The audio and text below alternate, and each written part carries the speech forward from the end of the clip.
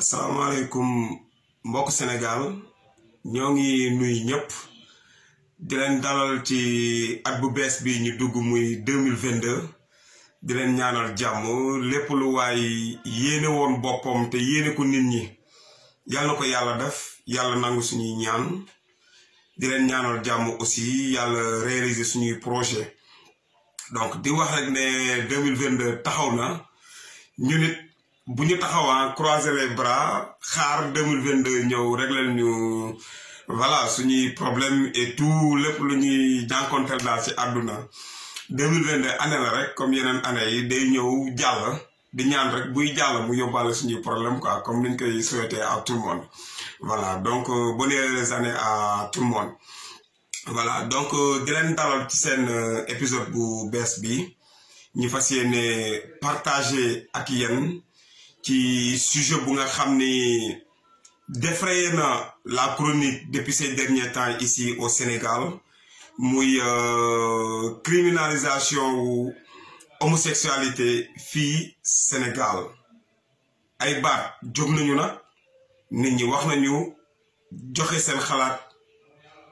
c'est bien normal bu amee lu nga xam ni phénomène la wala xew-xew buy bëgg a am doole ci dëkk nit ñi jóg wax ci def ci ay analyse naturellement parce que day affecter seen dund directement ci même veine boobu noonu la ñu jógee fas yéene joxe suñu point de vue di wax ne mënoon nañ ci wax depuis le début mais dañ doon xaar comme proposition de loi la woon bugguñu ci woon àddu dañu bëggoon a xaar ba xam fan la cas bi di mujjee ak assemblée nationale bi parce que lépp foofu la dépendroon quoi ci assemblée nationale bi la dépendroon dinañu accepter proposition de loi boobu noonu wala duñ ko accepter loolu moo taxoon ñu def stand-by taxaw seetlu xool ndax ñu mën ci ñëw joxe benn point de vue bu nga xam ni point de vue bu global lay nekk mais tout de même man je tiens à tirer mon chapeau vraiment à nit yu nga xam ne ñoo jóg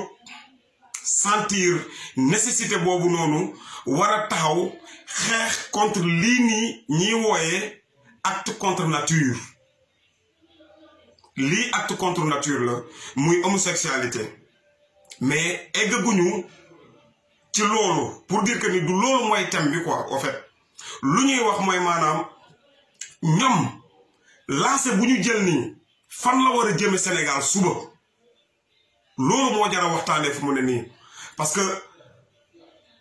acte naturel la wala acte contre nature la loolu nit ñi xam nañ ko xam nañ ne acte contre nature la te ñoom bañuñu loolu mais lu ñu bëgg mooy ñu nanguloo ñun ñi accepter loolu accepter lu nga xam ni yàlla ci boppam dafa ne déedéet même mala yi les animaux dañu ne déedéet ñun duñ ko defee nii mais dafa am ay nit yu nga xam ne ñoom ñoo opté ne ñoom dañ koy def soif de créativité la quoi loolu soif de créativité laa koy wooyee parce que dañuy créer dans la vie di créer ba amatuñu lu ñu créer ñu bëgg a imposer nit ñi lii lu nga xam ni du benn religion révélée bu ko nangu ngay musulman comme chrétien amul religion bu ko nangu loolu moo tax ñu ne combat bii du combat wu benn groupe de personnes muy peut-être dañuy xaar ne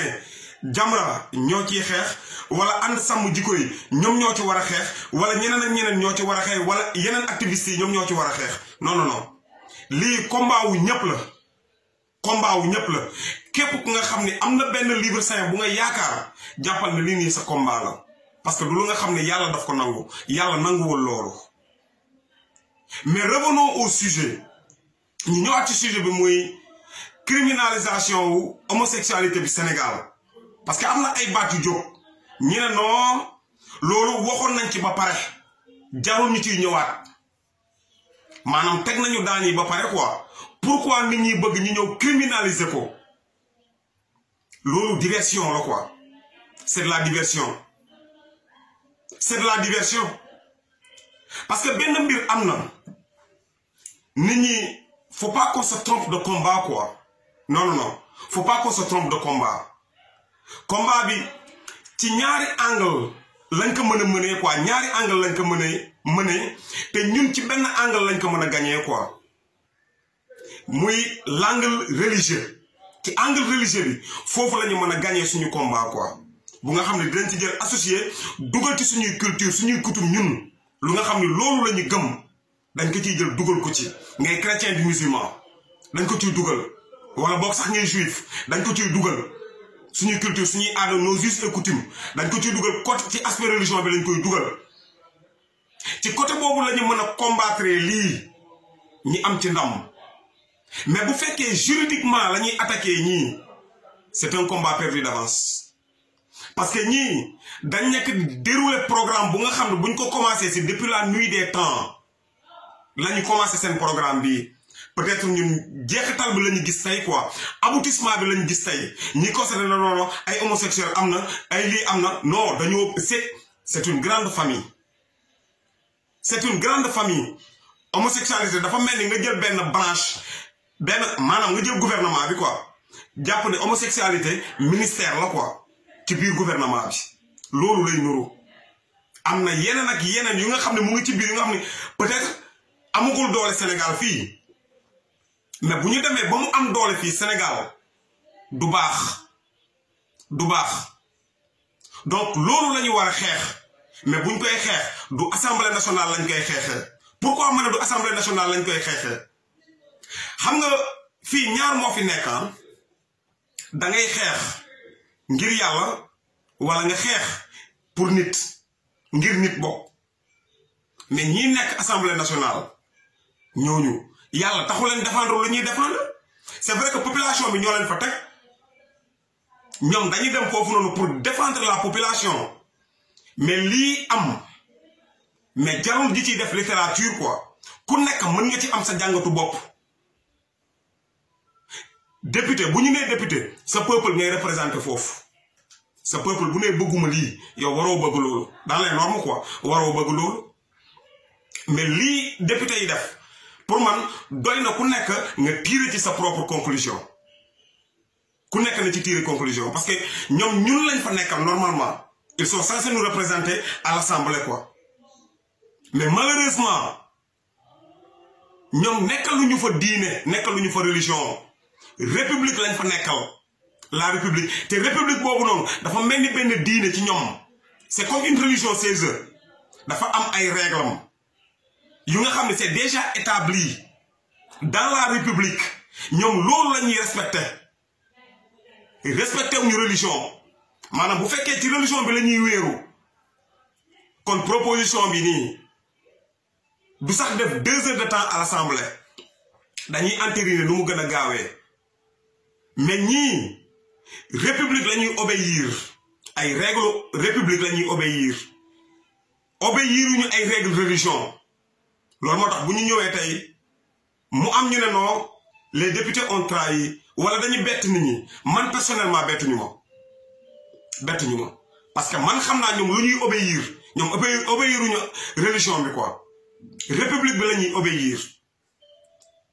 donc loolu buñ ko xamee ñun lan moo war a nekk suñu taxawaay instant bii lan moo war a nekk suñu taxawaay maanaam xool la jeunesse ñi yokku conscientisation bi ñu yokku ko sensibilisation bi ñu yokku ko def un retour aux valeurs ñu dellu suñuy valeur ñun dellu ci li ñu moom ñu dellu ci li ñu moom suñuy góor ñi yar leen comme ay góor suñuy jigéen ñi bàyyi leen jigéen yi yar leen jigéen yi yar jigéen yi góor yi yar góor yi même bu fekkee am na jigéen yu nga xam ne yar nañu ay góor yàlla tigi ay jigéen na leen yar mën na nekk quoi mais en terme d'éducation góor nañ ko yar nu ñu waree yar góor jigéen ñi yar ko nu ñu waree yar jigéen ñu dugal ci moom valeur yi dugal ci moom def ci moom ay valeur parce que ku amul foo wéeru da ngay yomb fel foofu la ñu mën a combattre ñii mais pas juridiquement maanaam def un retour aux valeurs ñi bañ a def ay jugement de valeur ci ay personnes ne non diw dafa xaw a efféminé kon homosexuel la wala lii la mel non non non am na ñu nga xam ni naturellement noonu la ñu mel seen morphologie moo mel noonu mais du caagin ne ay homosexuel lañu wala dañu farak ñooñu déedéet am na ñu nga xam ne yàlla moo def noonu seen yaram quoi mais ça ne veut pas dire que ne ñoom ay homosexuel lañu donc ñi bàyyi ci xel bu baax a baax def un retour aux valeurs te bañ a bàyyi xel ci député yii nii ku leen yaakaar pour ay projet de loi non di nga noor ba wow fa parce que du jàll ñoom jaamuñu religion bi nekkuñu ci biir religion bi république bi la ñuy jaamu ñi bàyyi ci xel bu baax loolu lañ leen indiloon tey donc di leen ñaanal jàmm fu waay mën a nekk incha allah di leen jox rendez-vous prochainement dans une autre vidéo merci allez à plus.